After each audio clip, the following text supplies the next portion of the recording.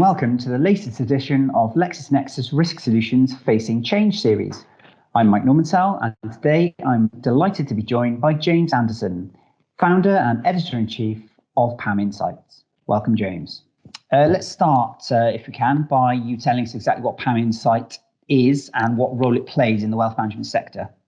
Basically, we're a source of timely, accurate, and relevant information for senior professionals in the wealth management industry. Business was set up, as you said, in 1997.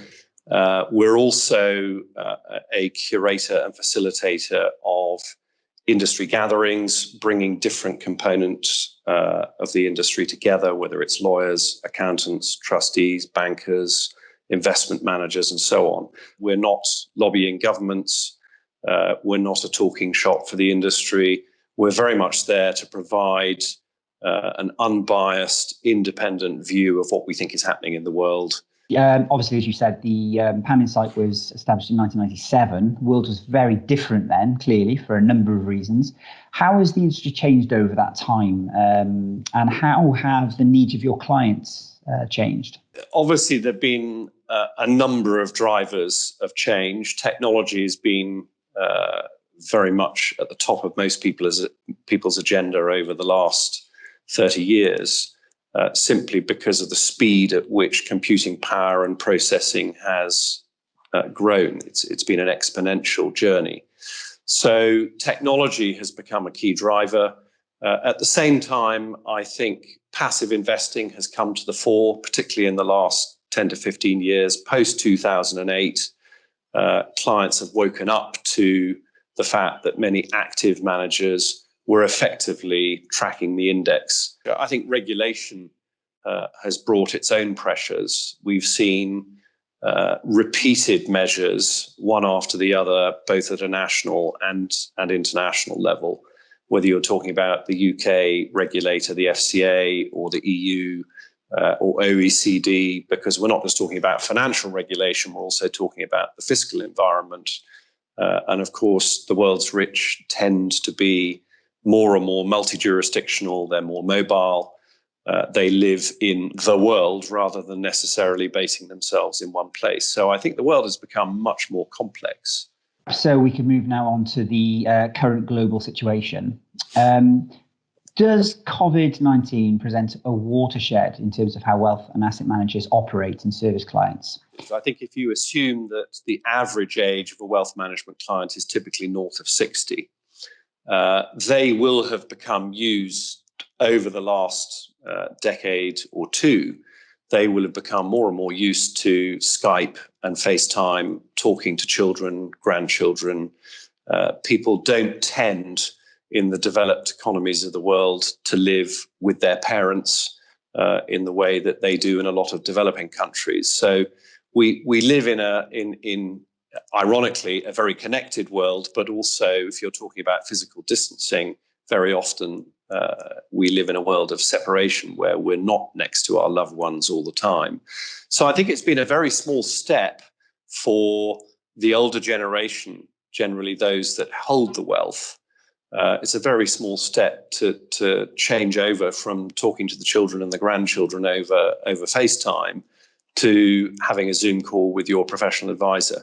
I'm thinking about sort of other aspects of what wealth managers do in terms of, compliance, KYC, customer service.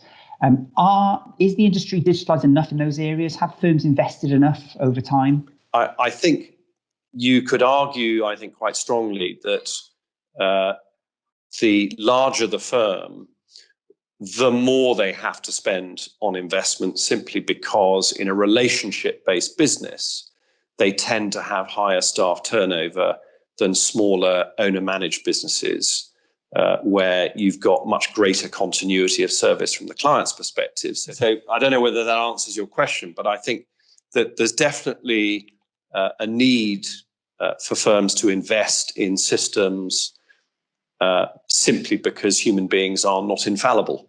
So James, do you get a sense from firms that they just see compliance as a business cost, or is good compliance also seen as a competitive advantage? I think that all depends on the culture of the organisation. I think if the organization has the right culture in place, then the compliance department is seen as an enabler. The compliance department is not there to act as the internal policeman. It's there to enable good business to be done.